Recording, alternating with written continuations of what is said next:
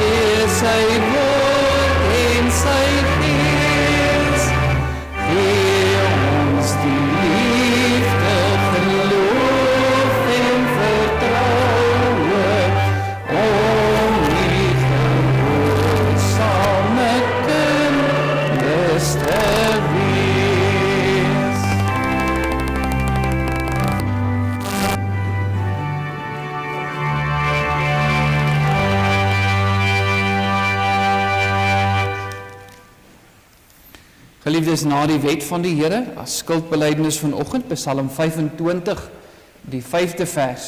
Ons bly net so sit, as ons skuld voor die Here bely. Psalm 25, vers 5. Ons gaan na die Here se wet vanmôre uit die twee gedeeltes uit luister, waarna ons graag luister as ons op die twee tafels van die wet fokus, Deuteronomium 6 en Romeine 13. En ek wil graag dit lees vanoggend, omdat veral Romeine 6 ook die belangrikheid bevestig daarvan dat die wet van die Here deur ons geken moet word, dat dit in ons harte moet wees. En ons fokus vanmôre ook in die prediking op die belangrikheid daarvan om die skrif te ken, wanneer jy die skrif aan ander wil verkondig, as jy die woord van die Here wil verkondig. Ons lees saam Deuteronomium 6 vanaf vers 4. Hoor Israel, die Here onze God is 'n enige Here. Daarom moet jy die Here jou God lief hê, met jou hele hart en met jou hele siel en met al jou krag. En hierdie woorde wat ek jou vandag beveel, moet in jou hart wees. En jy moet dit jou kinders inskerp en daaroor spreek, as jy in jou huis sit en as jy op pad is en as jy gaan lê en as jy opstaan. Ook moet jy dit as 'n teken bind op jou hand en dit moet as 'n voorhoofsband tussen jou oë wees. En jy moet dit op die deurposte van jou huis en op jou poorte skrywe. Dan Romeine 13 van vers 8. Wees aan niemand iets skuldig nie, behalwe om mekaar lief te hê. Want hy wat 'n ander lief het, het die wet vervul. Want dit, jy mag nie egbreek nie, jy mag nie doodslaan nie, jy mag nie steel nie, jy mag geen valse getuienis gee nie, jy mag nie begeer nie, en watter ander gebod ook al, word in hierdie woord saamgevat. Jy moet jou naaste lief hê, soos jouself. Die liefde doen die naaste geen kwaad nie. Daarom is die liefde die vervulling van die wet.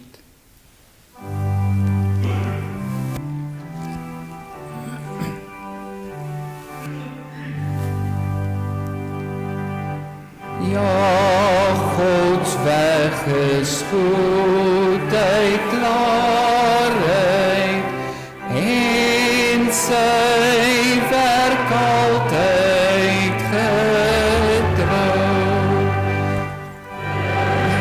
Wie wandel in sy waarheid en op beloftes bou, wil my dan nie naam ter eer, al my sonde skuld vergewe.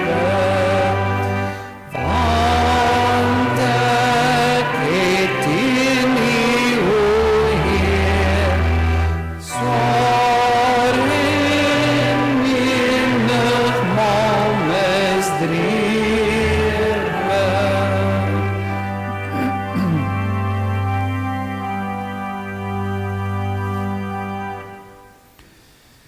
Geliefdes, as ons die Bybel ken, as ons die skrifte van die Here ken, dan sal ons weet dat die kernboodskap van die Bybel nie ons veroordeling is nie, maar ons verlossing. God se genade aan sondaar mense. Johannes 3 vers 16 herinner ons daaraan, want so lief het God die wêreld gehad, dat hy sy eniggebore seun gegee het, sodat elkeen wat in hom glo, nie verlore mag gaan nie, maar die ewige lewe kan hê. En omdat hierdie belofte aan ons gemaak is, omdat ons weet, omdat ons die kennis het, dat dit die kernboodskap van die skrif is, kan ons ook met vrymoedigheid die beloftes van die Here in sy woord vertrou en ons skuld voor hom bely. En die Here sê in sy woord, elkeen wat sy skuld voor my bely en in die geloof aan Jesus Christus vashou, sy sondes is vergewe. Maar die skrif, dieselfde skrif wat hierdie genade woord aan ons verkondig, waarsku ons ook en sê, as jy in jou sondes volhard, as jy nie berou het oor jou sondes nie, as jy dink jy het nie 'n verlosser nodig nie, dan bly die toorn en die straf van die Here oor jou. Kom ons bely nou ons geloof in hierdie God wat ons vryspreek van ons sondes, en elkeen van u spreek die 12 artikels soos volg in die hart saam. Kom ons staan.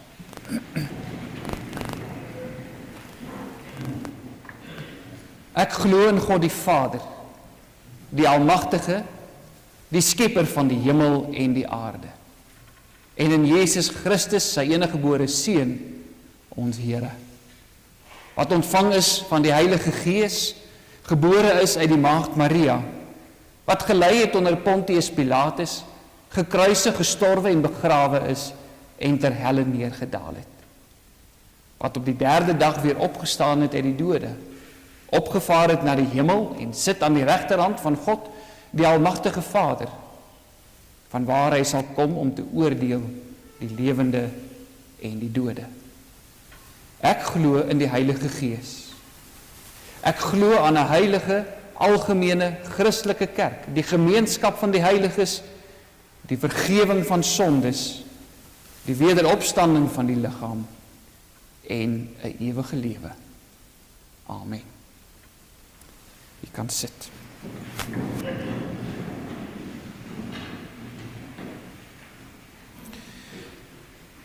Geliefdes, u kan 'n merkie insit by ons skrifgedeelte vanoggend, 2 Timoteus 3 vers 10 tot 17.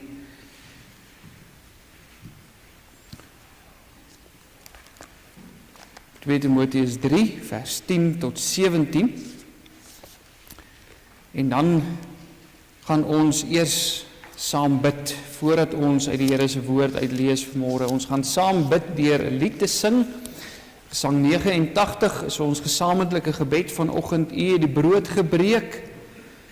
En dan vra ons in hierdie gebed ook dat die Here, soos hy die brood gebreek het, die waarheid wat daar in sy woord staan, ook aan ons sal ontvou, sodat ons in die woord ons Here sal aanskou. Kom ons staan en sing ons dit as gebed, vers 1 en 2 van Gesang 89.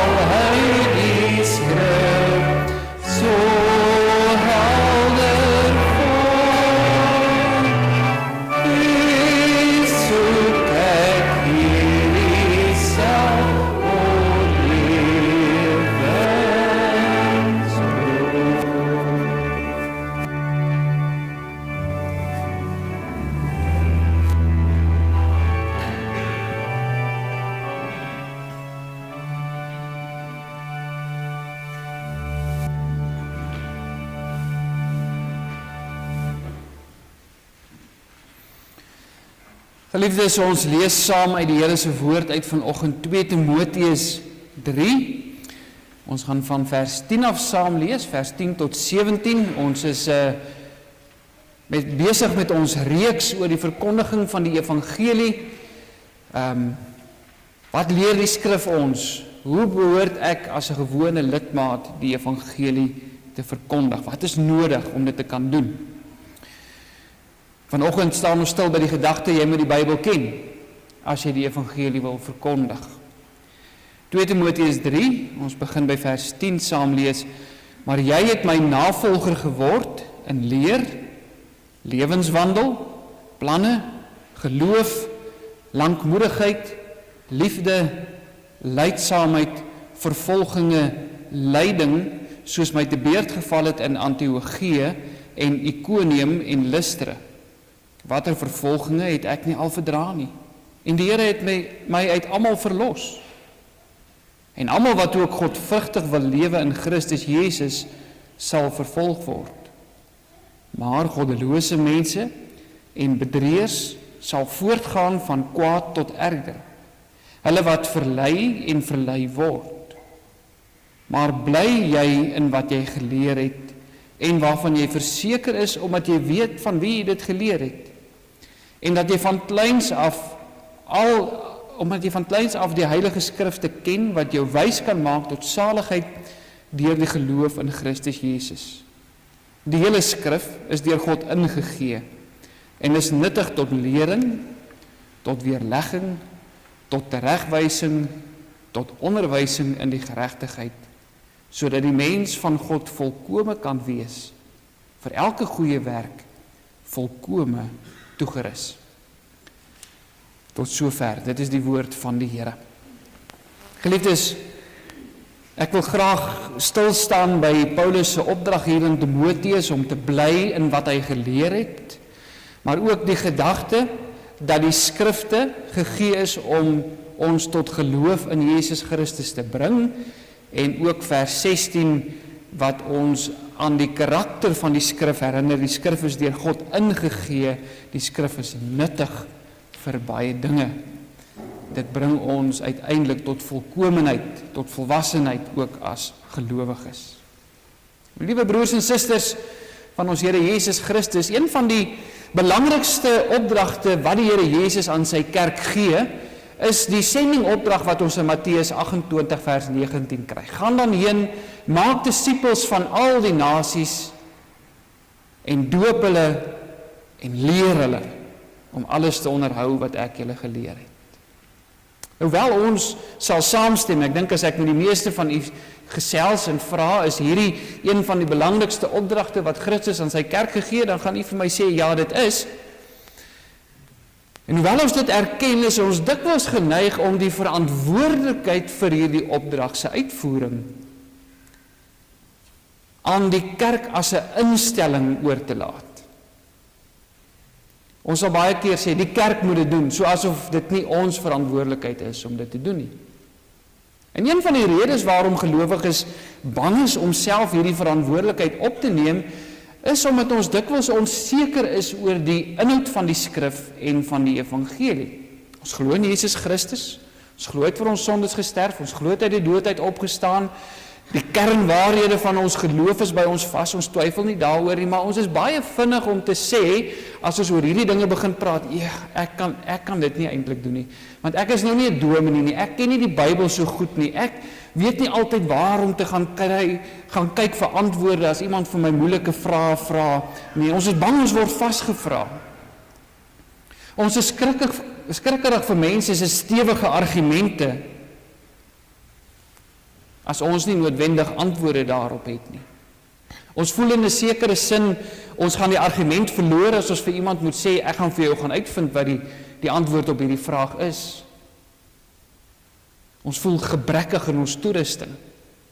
En omdat ons onseker is oor wat ons moet sê, val ons dan baie keer terug in ons getuienis, maar op ons eie persoonlike ervarings. Nie dat persoonlike ervarings verkeerd is nie, maar ons sal dit baie keer as amper die gesaghebbendste getuienis van ons Christelike lewens vir mense aanbied en sê, en die Here het dit in my lewe laat gebeur. Nou, dis wonderlik, die Here doen wonderlike dinge in mense se lewens, maar dit kan tog nie die kern van ons getuienis wees nie. Of ons sal dalk terugval op 'n paar algemene godsdienstige gedagtes. Moenie van ons verwag om in diep teologiese gesprekke betrokke te raak nie. Of ons sal miskien daarom 'n algemene uitnodiging aan iemand rig en sê, maar wil jy nie saam met ons kerk toe kom nie. Partykeer is dit genoeg natuurlik, en is dit alreeds verkondiging, en ek wil nie hierdie dinge afmaak asof dit nie belangrik is nie. Ek noem maar net, dat omdat ons nie altyd die skrif so goed ken nie, sal ons verval in hierdie dinge as die manier waarop ons die evangelie verkondig. Sonder dat ons werklik Christus en sy evangelie aan mense verduidelik vanuit die skrif uit. Nou, soos ek genoem het, is ons tans besig met hierdie reeks van ons voete van bereidheid, waarin ons vir 'n paar sondae gaan stilstaan by die tema van evangelisasie. Hoe verkondig gewone gelowiges, gewone lidmate, die evangelie aan mense rondom hulle? Verlede week het ons gehoor, toe Dominee Pieter hierdie tema ingelei het, dat dit alles begin by jou gesindheid. Die bereidheid om die evangelie te verkondig. Paulus noem dit ook die bereidheid om die evangelie van vrede as skoene aan jou voete te hê. En vanoggend val die klem op die belangrikheid daarvan om die skrif te ken. Want wie die betroubare woord ken, kan geloofwaardig oor Christus getuig. Nou, ons gaan hierdie tema aan die hand van 3 punte bespreek. Ken die skrif, vertrou die skrif en word gevorm deur die skrif. Eerstens, ken die skrif. Die begin van hoofstuk 3, wat ons nou nie vanoggend saam gelees het nie, is belangrike agtergrond vir dit wat Paulus hier skryf aan Timoteus, en ek wil net 'n paar gedagtes daaruit vir u uitlig. As 'n mens die eerste klompie verse van hoofstuk 3 lees, dan kom jy agter en jy kry 'n baie goeie prentjie van hoe die wêreld gelyk het waarin Timoteus die evangelie moes verkondig. Dis 'n wêreld waarin mense liefhebbers van hulle self was, en daarom was hulle ook geneig om eerder hulle self en hulle eie standpunte te glo en hulle eie koppe te volg. Hulle selfliefde verdring hulle liefde vir God. En om hierdie rede word die wêreld deur allerlei sonde en losbandigheid gekenmerk, en Paulus noem 'n hele klomp dinge wat daar in die wêreld is waarin Timoteus leef. Want die mense wat hulle self lief het, se lewens is eintlik maar op hulle eie genot en hulle eie plesier ingestel. So die dinge wat hulle glo, die manier hoe hulle redeneer, die manier hoe hulle optree, gaan oor dit wat vir hulle die lewe lekker kan maak. En die ergste van dit alles is, Paulus skryf, hy sê, daar is ook baie van hierdie mense wat 'n gedaante van godsaligheid gehad het, maar hulle die krag daarvan verloor. Met ander woorde, dit lyk of hulle redelik godsdienstig is, maar hulle is nie werklik nie. Hulle leer baie dinge, sê Paulus, maar hulle kom nie tot die kennis van die waarheid nie. Nou, as jy mens so luister na Paulus se beskrywing van Timoteus se leefwêreld en waarin hy die evangelie moes verkondig, dan klink dit eintlik asof Paulus die 21ste eeu in gedagte het as hy skryf, nie waar nie? Ons leef in 'n tyd waarin individualisme, en daarmee bedoel ons elke ou, dit gaan net vir hom oor homself en oor dit wat vir hom belangrik is en sy eie lewe en sy eie begeertes en die dinge wat vir hom die lewe lekker kan maak. Ons leef in 'n hyper-individualistiese wêreld. Baie mense het inderdaad vandag ook die gedaante van godsaligheid, maar hulle is nie oortuigde Christene nie. Ons sal van hulle kan praat as kulturele Christene. Kulturele Christene is mense wat Christelike goed doen, maar wat nie Christus noodwendig ken nie. Of, soos wat mense deesdae graag sê, ek is 'n Christen, maar ek is nie 'n praktiserende Christen nie. Wat die situasie vererger, geliefdes, is dat die samelewing waarin ons onsself bevind, ook nie 'n ongeletterde samelewing is nie. Ons leef in 'n samelewing wat sekerlik toegang het tot, of baie meer toegang het tot inligting as wat daar nog ooit voorheen in die geskiedenis was. Enige iemand wat vandag kan Google is mos 'n expert. Hulle glo net hulle self. Hulle is moeilik oortuigbaar, want sien, waarheid in die wêreld waarin ons leef, het ons eintlik relatief geword. Daar is nie meer iets soos 'n objektiewe waarheid, 'n waarheid buite onsself, bokant onsself, groter as onsself, waarin ons onsself kan meet nie, iets objektief nie. Dis relatief, elkeen besluit vir homself. Dis 'n wêreld vol bedrieërs wat ander verlei en wat self verlei is, soos vers 13 sê. En dis die sendingveld, geliefdes. Dis die wêreld waarin u en ek elke dag leef. Dis hoe die mense lyk en klink wat rondom ons leef. Hulle is nie barbare nie. Hulle is nie een of ander ongekultiveerde stam wat daar in een of ander uithoek van die wêreld bly nie. Hulle is nie oningeligte, onbeskaafde mense nie, hulle is mense soos ek en jy. Hulle bly langs ons. Hulle was saam met ons op skool. Hulle werk saam met ons. As jy na hulle kyk, lyk hulle nie regtig vir jou verlore nie. Hulle lyk nie regtig vir jou soos mense wat sonder God leef nie, en tog het hulle hom nodiger as wat ons besef. Omdat ons terdee bewus is met wie ons te doen het, weet ons kan nie onvoorbereid na hulle toe gaan nie, as ons die evangelie wil verkondig nie. As jy deesdae met die gemiddelde mense oor God begin praat, dan gaan hulle kennis en die vlak van hulle argumente jou baie keer verbaas. Nie omdat hulle so seer altyd so baie van die Bybel weet nie, maar hulle het al toegang tot baie goeie argumente teen dit wat die Christendom vir hulle aanbied, en hulle is geneig om daardie argumente links en regs na ons kant toe te gooi, en dan weet ons nie altyd hoe om daarop te reageer nie. En daarom is Paulus se raad aan Timoteus baie goeie raad. Hy sê vir hom, Timoteus, dis jou wêreld.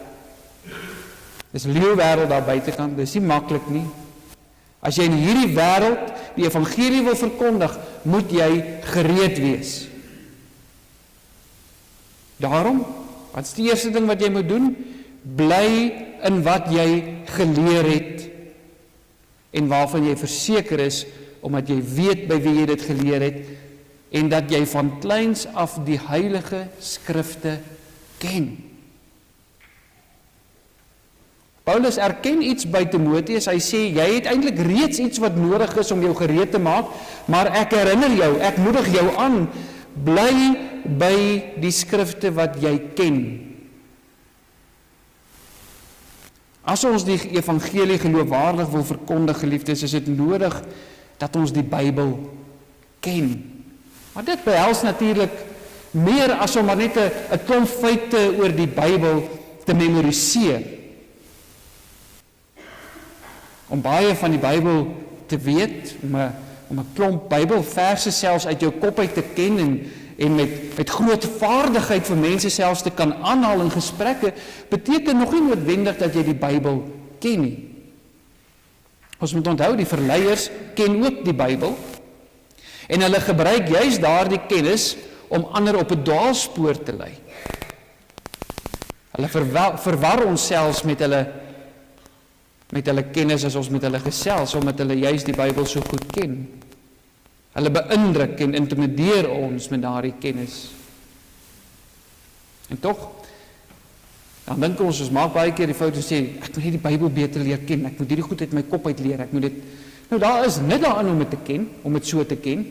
Ek sê nie, dit is nie vir jou goed nie, maar ons moet nie die fout maak om te dink, ek gaan 'n meer geloofwaardige getuie van Christus wees, as ek die Bybel ten minste beter ken as die persoon aan wie ek die evangelie wil verkondig nie. As ek meer feite oor die Bybel ken as wat hy ken nie. Die Bybel, broers en susters, is uiteindelik nie 'n klomp losstaande feite oor 'n paar interessante onderwerpe nie.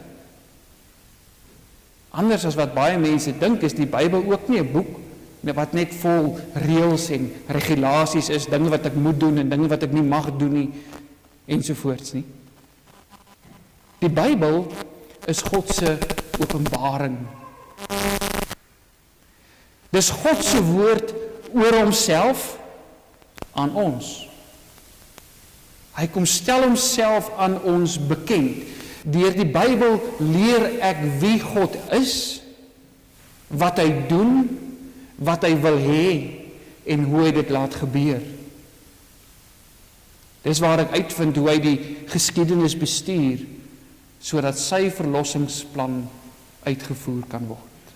En dis waarin Paulus ook vir Timoteus in vers 15 herinner as hy vir hom sê, dat hy die skrifte moet ken, wat jou wys kan maak tot saligheid deur die geloof in Jesus Christus.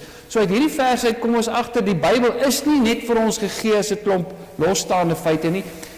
Die dinge wat in die Bybel saamgevoeg is met 'n spesifieke doel daarin vir ons gesit. Die doel is sodat jy tot geloof in Jesus Christus kan kom. Dis hoekom die dinge wat in die Bybel is, daarin staan. Om dus werklik die skrif te ken, beteken ek moet insig in die skrif hê. Ek moet die samehang daarvan verstaan. Ek moet weet hoe die dinge in mekaar steek. Ek moet die groter lyne kan deurtrek. Ek moet die groter temas kan identifiseer in die skrif, want hierdie is eintlik nie 'n klomp losstaande storieetjies of verhaaltjies wat vir ons opgeskryf is, of stukke geskiedenis wat maar net interessant is, wat klomp mense bymekaar gesit het, en dit is nou die woord van die Here nie. Dit is beplant. Dit is die ontvouing van God se verlossingsplan deur die geskiedenis. En ek moet daar die groot lyne kan raak sien. Ek moet sien hoe dit stelselmatig ontvou, hierdie plan van die Here. Dink byvoorbeeld, en om maar net een daarvan te vat, een van die temas, hoe God die verlossingsgeskiedenis van Adam en Eva af laat ontvou. Adam en Eva word geskep, hulle word na God se beeld geskep, dinge gaan verkeerd, hulle sondig in die tuin van Eden. En dan gee die Here vir hulle die moederbelofte, en hy sê, daar sal een kom uit die saad van die vrou, wat die kop van die slang sal vermorsel. En as jy dan, dit stel ons dadelik bekend aan een van die hooftemas van die Bybel. Die stryd tussen lig en duisternis, die stryd tussen die saad van die vrou en die saad van die slang, die gelowige en die ongelowige. En dis 'n tema wat reg deur die skrif hardloop en wat al meer verdiep, al meer ontvou, soos wat jy verder deur die skrif gaan. Totdat jy uiteindelik by Golgotha kom, waar Christus gebore uit die saad van die vrou, so daarom word daar ook moeite gedoen deur Lukas om die geslagslyn van die Here Jesus terug te vat tot by Adam en Eva, te sê, kyk hier, is die een wat uit die saad is, waar hy dan die saad in sy kop aan die kruis op Golgotha vermorsel, totdat hy ook uiteindelik met die laaste oordeelsdag hierdie vyand finaal sal verslaan. Die Here Jesus het ons self geleer om op hierdie manier met die Bybel om te gaan.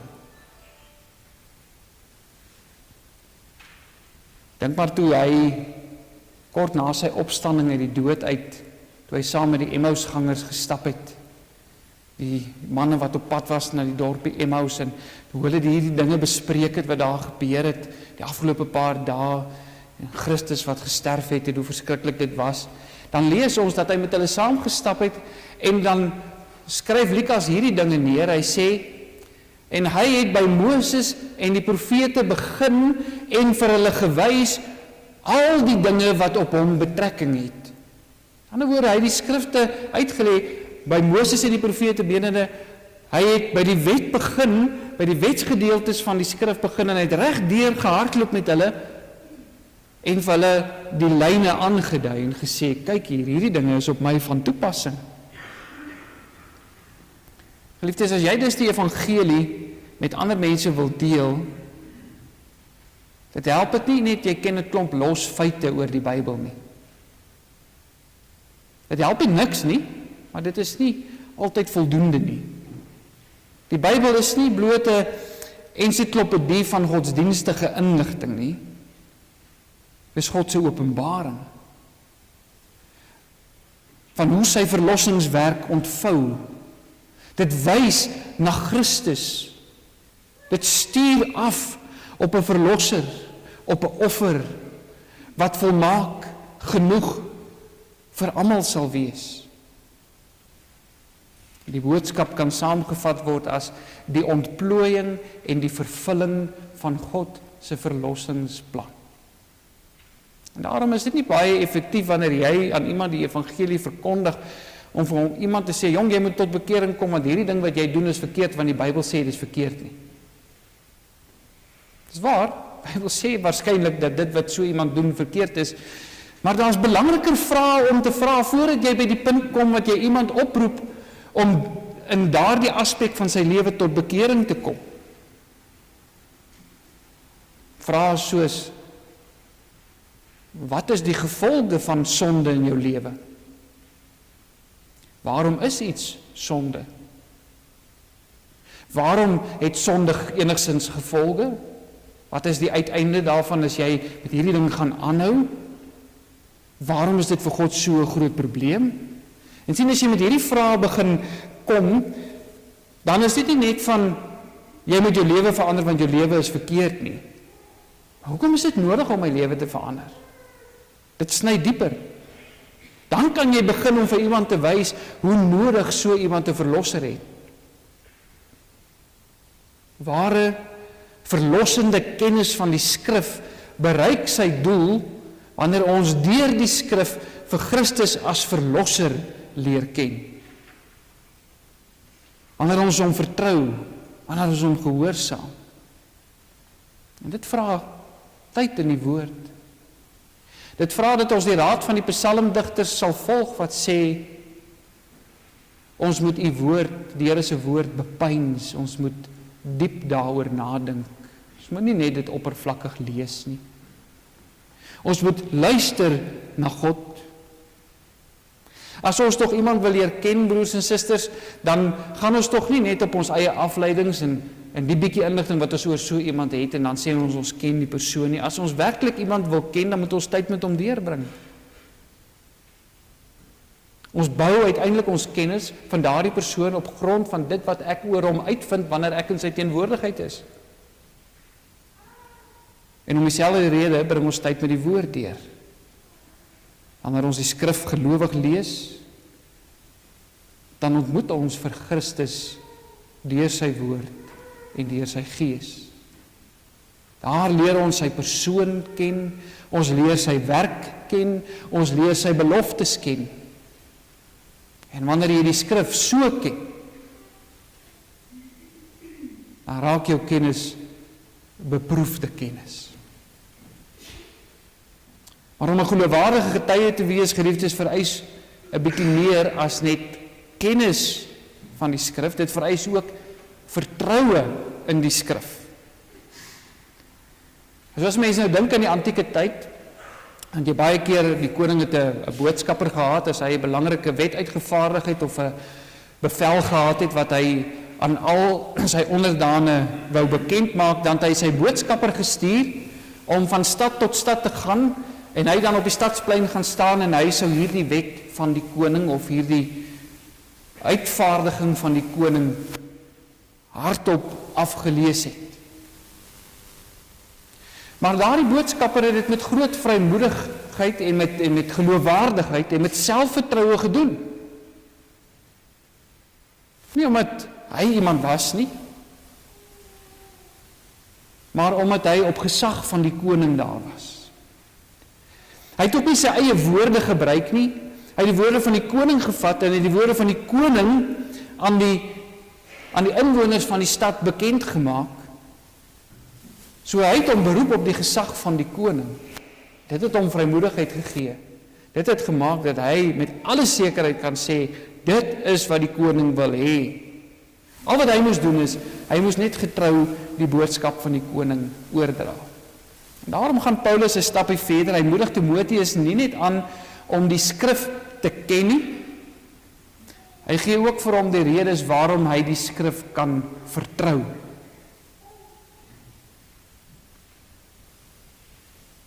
Nou, as 'n mens bietjie gaan lees in die Nederlandse geloofsbelijdenis, veral artikels 3 tot 7, dan word daar ook baie geskryf oor hoe ons oor die Bybel dink, of nee, nie hoe ons oor die Bybel dink nie, hoe die skrif vir ons oor die Bybel leer, en wat die eienskappe van die skrif is. En ons kan daaruit 4 belangrike eienskappe van die skrif aflei en onderskei, wat eintlik baie mooi in hierdie gedeelte ook na vore kom. Die skrif is, nommer 1, gesagvol. Tweedens, noodsaaklik. Dit is duidelik. En laastens is dit genoegsaam. En hierdie 4 redes, of hierdie 4 eienskappe van die skrif, wat dan ook in hierdie gedeelte, party bietjie meer direk en party bietjie meer indirek na vore kom, is die rede waarom ons hierdie skrif wat ons moet ken, sodat ons dit aan mense kan verkondig, waarom ons ook die skrif kan vertrou. In vers 16 lees ons dat die hele skrif deur God ingegee is. Letterlik staan daar, is deur God uitgeasem. Dit is 'n belangrike eienskap van die skrif. Die Bybel is nie menslike geskrif waarin mense maar net 'n paar antieke gedagtes oor God neergeskryf het nie. Daar is mense wat so oor die Bybel dink. Hulle dink die Bybel is eintlik maar mense se woorde oor God. Dis die mense van die ou tyd toe hulle nou nog nie al die tegnologie en al die inligting gehad het wat ons vandag het nie, toe hulle nog baie primitief was en baie oningelig was, het hulle gewonder hoe werk dinge in die lewe en toe het hulle nou maar besluit, daar moet seker bonatuurlike kragte en magte wees en hulle het toe begin om oor godsdienst te skryf en oor hierdie wese wat hulle glo alles beheer te skryf en dit het nou nader aan die Bybel geword. Dit sê Paulus is nie wat met die Bybel gebeur nie. Dit is nie die skrif nie. Die skrif kom van God self.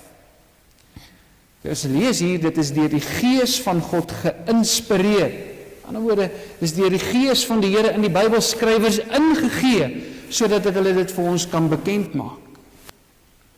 Nou, dis 'n baie belangrike vertrekpunt wanneer 'n mens die evangelie aan mense moet verkondig. As gelowiges is ons vertrekpunt dat die Bybel gesaghebend is, want dit kom van God. Ons hanteer dus die Bybel nie maar net as 'n boek met nog moontlike waarhede tussen al die ander waarhede wat daar vandag aangebied word nie. Ons hanteer die Bybel as die waarheid, objektiewe waarheid. Dit bevat objektiewe waarheid, in ander woorde 'n maatstaf bo onsself, groter as onsself, waarmee jy die subjektiewe gesagsbronne van ongelowiges kan uitdaag. So dis een van die maniere waarop jy met ongelowiges redeneer. As hulle byvoorbeeld vir jou sê, ja, maar jy sê as 'n Christen nou so, maar ek dink dit kan ook so wees, dan is 'n belangrike vraag van hoekom sê jy so?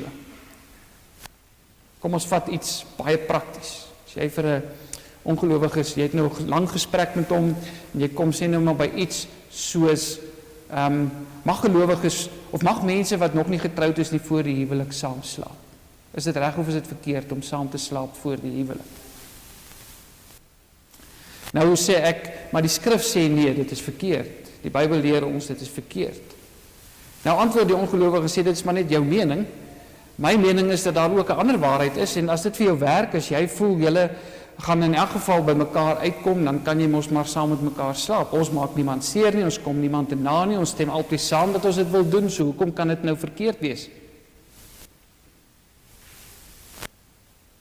En die vraag is dan, volgens watse maatstaf besluit jy dat dit nie verkeerd is nie? En dan vat jy hom verder en verder totdat jy agterkom, maar jy is die maatstaf van jou eie keuses en jou eie besluite en jou eie denkwyse, terwyl ek vir jou probeer aandui dat ek het 'n maatstaf bo myself. Hierdie goed wat ek vir jou sê is nie iets wat ek uitgedink het nie. Dis nie iets wat van my afkom nie. Dis nie ek wat dit 'n slim argument agter mekaar gesit het nie. Dit is die Here God wat hierdie dinge aan ons bekend gemaak het. Dit is bokant onsself. Dit gee ons natuurlik baie vrymoedigheid. Want ons hoef nie ons eie oortuigingswerk te doen nie. Ons taak is bloot om God deur die skrif aan die woord te stel. As jy dus die evangelie verkondig, broers en susters, dan is die wonderlike daarvan dat jy nie met jou eie slim, uitgedinkte argumente en redenasies hoef te kom nie.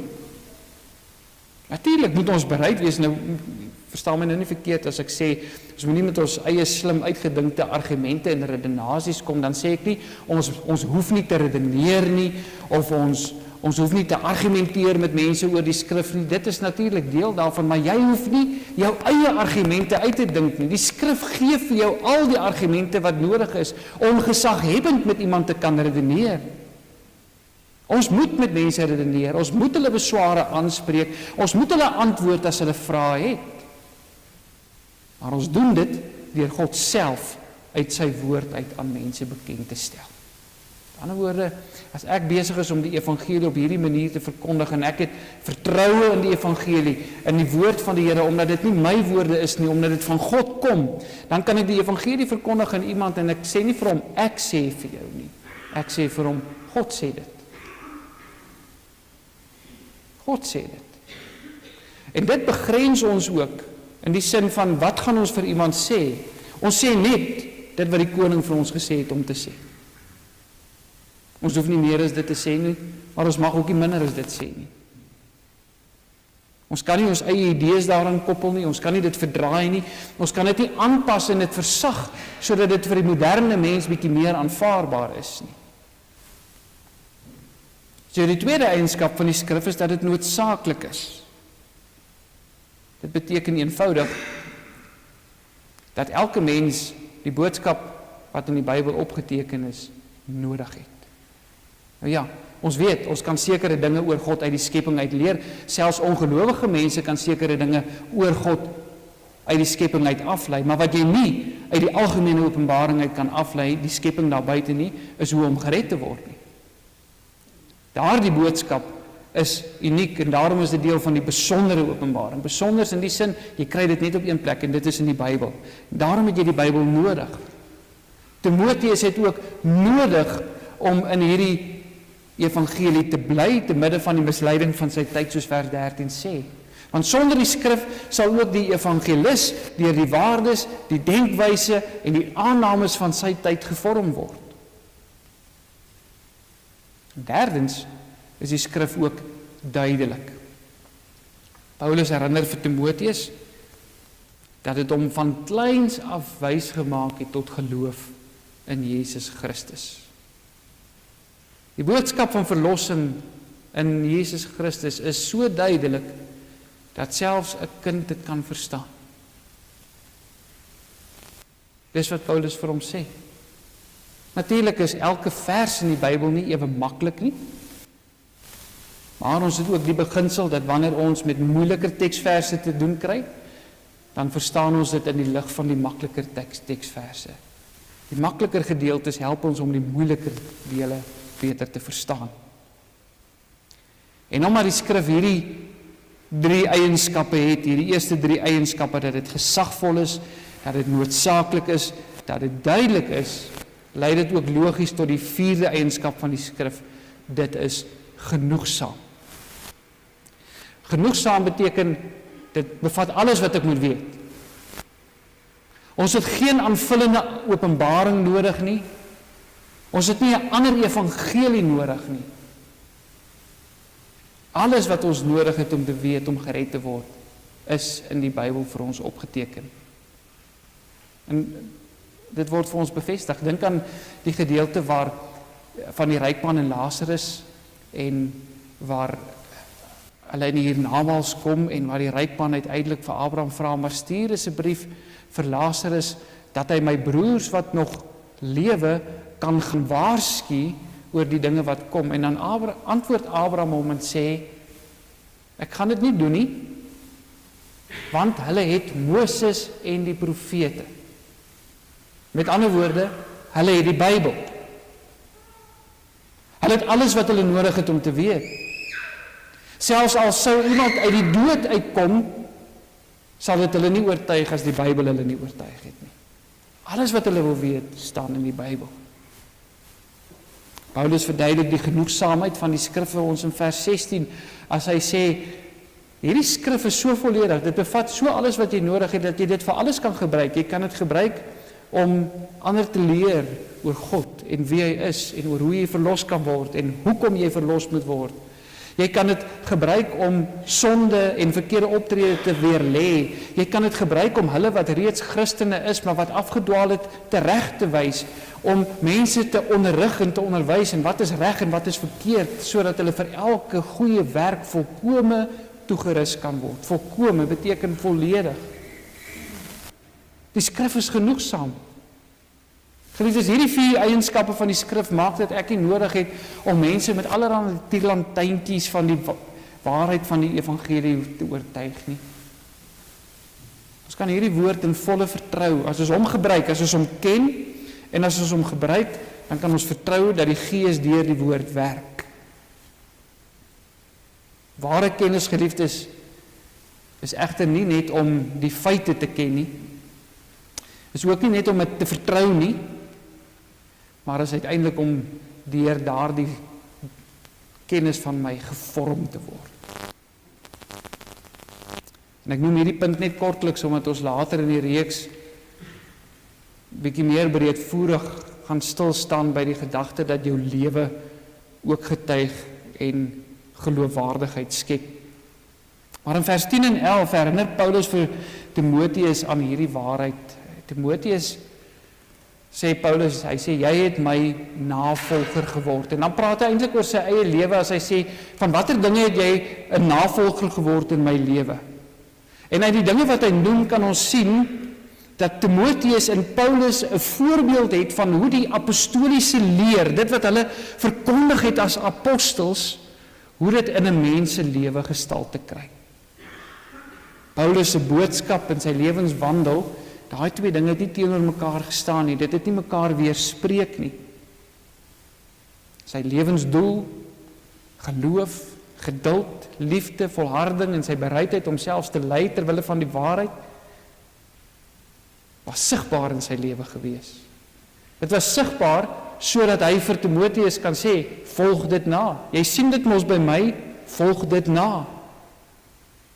Timoteus moet in hierdie waarheid bly, sodat hy ook, en dis Paulus se bedoeling, hy sê, ek wil hê, jy moet ook deur die skrif wat jy ken, die skrif waarop jy vertrou, jy moet deur hierdie skrif gevorm word, want dit rus jou toe om hierdie skrif aan mense te kan oordra.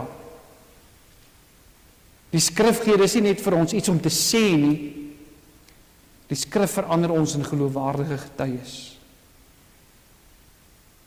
Dis die wonder, broers en susters, die skrif verander eers die getuie, voordat dit die een verkondig teenoor wie ek getuig. Kennis van Christus as die kernwaarheid van die skrif verander ons in mense wat ons naaste liefhet.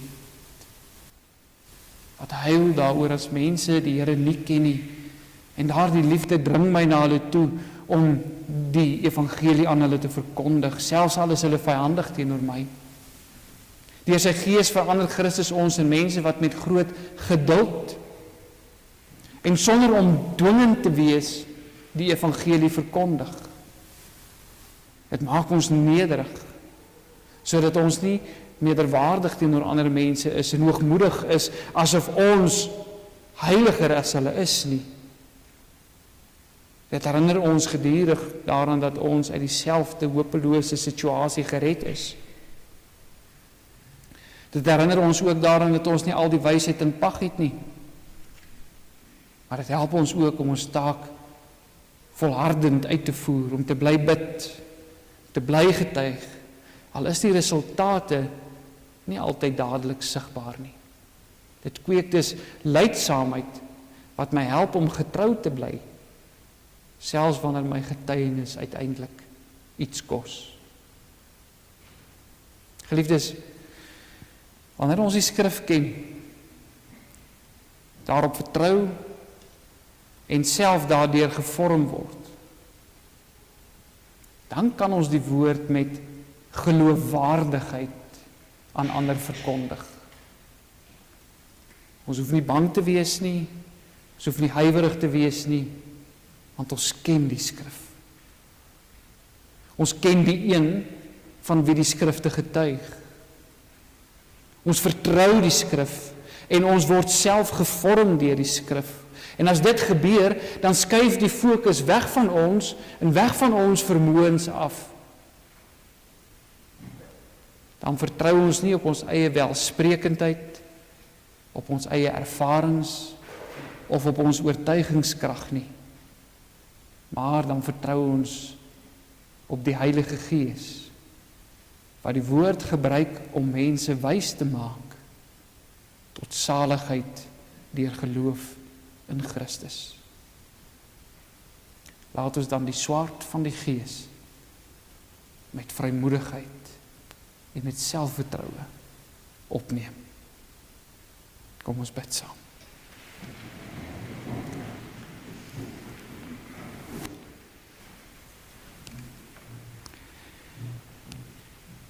Hemelse Vader, baie dankie dat ons vanmôre ook hier in die teenwoordigheid kan kom en dat ons aangegryp kan word ook deur u woord.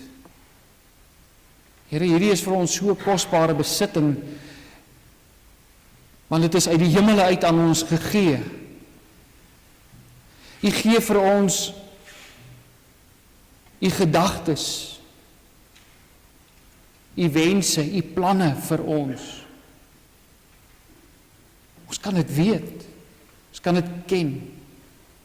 Ons hoef nie onseker te wees daaroor nie, ons hoef nie te spekuleer daaroor nie, ons hoef nie te wonder daaroor nie. En daarom aanbid ons u, Here, dat u nie so groot is dat u totaal van ons verwyder is nie. Maar ons eer u omdat u Immanuel is wat in ons wêreld ingekom het, wat ook vlees kom word, die woord wat vlees geword het, sodat ons dit wat u oor u self aan ons bekend maak, die verlossingsplan wat u vir ons gegee het, ook in lewende lywe kon sien, sodat mense daaroor kon getuig, sodat hulle dit kon neerskryf, sodat ons met volle oortuiging daarin kan glo. Ons bid die Here dat u ons sal lei deur u Gees om u woord waarlik te ken. Nie net feitelik te ken nie, maar die samehang daarvan raak te sien. Ons bid, o Gees van God, dat u ons oë sal oopmaak wanneer ons u woord bepeins en dit oordink en tyd daarmee deurbring, dat ons insig sal kry in u woord, dat ons sal sien hoe dinge in mekaar steek, sodat ons die groter boodskap daarachter sal verstaan en begryp en daardeur geroer sal word. Maar ons bid ook, Vader, dat u ons deur u Gees van die betroubaarheid van u woord sal oortuig, sodat ons daarop ons vertroue stel, dat ons nie op onsself sal vertrou nie. Want ons moet ook bely, Here, dat ons dikwels skuldig is daaraan, dat ons dink as ons die evangelie verkondig, dan gaan dit oor hoe ons dit doen en of ons dit goed kan doen en of ons welsprekend is en of ons goeie argumente kan uitdink wat slimmer is as ander ouens se argumente.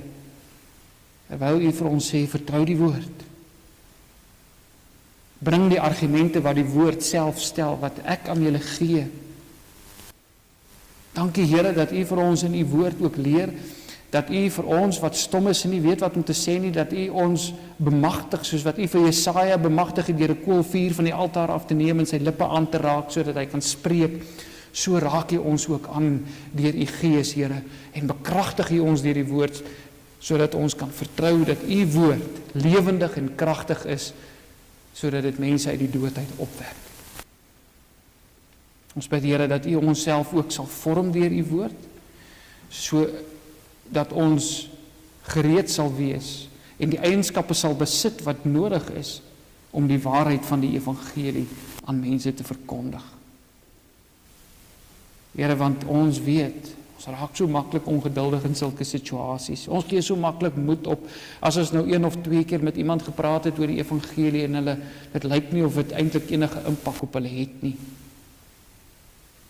Daarom bid ons, Here, vir hierdie eienskappe, vir liefde, vir geduld, vir lankmoedigheid, vir wysheid. Vorm ons deur u woord, Here, in geloofwaardige getuies vir u. En gebruik ons dan, stuur ons uit.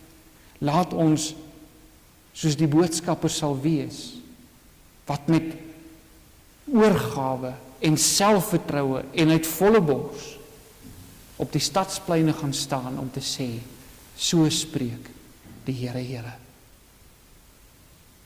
Vader, ons bid vir ons gemeente, ons bid vir hulle wat U nodig het in ons gemeente, ons is dankbaar vanoggend, ook vir nuwe lewe in ons gemeente. Here, dankie vir 'n babietjie wat gebore is, en dat U ook so U gemeente laat groei. Dankie dat U dit vir Andries en vir Christele geseën het, Here. Ons bid vir daardie ou babietjie. Ons bid dat U Gees daar sal werksaam wees, en dat hulle as ouers nou al sal begin bid vir hulle kind. Vader, ons bid ook vir hulle wat in hierdie week lyding en droefheid in die gesig gestaar het. Tannie Etna het ons vooruit gegaan. Ons bid vir haar gesin, kinders, haar familie. Ons bid vir U troos, Here, in U versorging in hierdie swaar tye. Ons bid vir hulle wat siek is in ons gemeente, hulle wat operasies ondergaan het, hulle wat net ongesteld is, nie lekker voel nie. Ons bid vir hulle gesondheid. Vader, ons bid ook vir hulle wat in ons gemeenskap in leiersposisies is, hulle wat moet voorstap. Ons bid vir ons regering, ons bid vir die mense in ons eie geleedere, in ons eie gemeenskappe wat leiers is, Here, wat voorstap, dat hulle werklik ook by U woord sal bly, sodat U koningskap in hierdie land bevestig kan word. Hierdie dinge bid ons in die naam van ons Here Jesus Christus. Amen.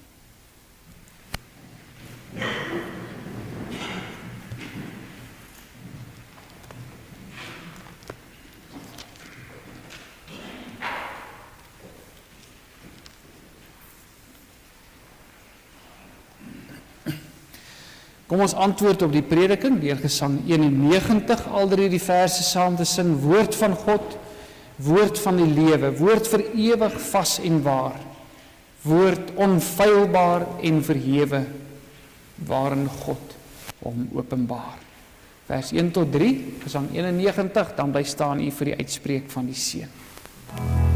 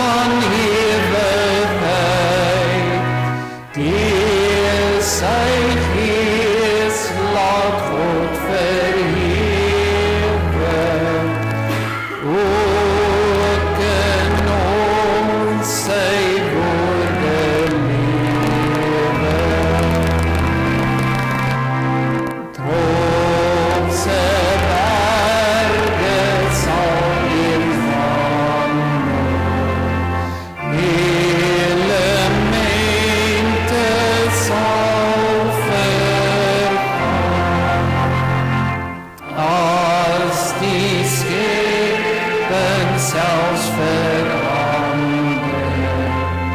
Bly Gods woord onwrikbaar staan. Oor die ruimte, bo die tyd, heers die Here in heerlikheid. Ons geloof bly vasgeanker in Gods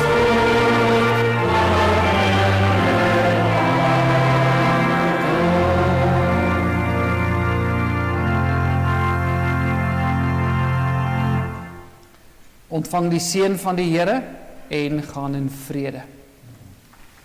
Die genade van ons Here, Jesus Christus, die liefde van God ons Vader en die gemeenskap van die Heilige Gees bly met julle elkeen.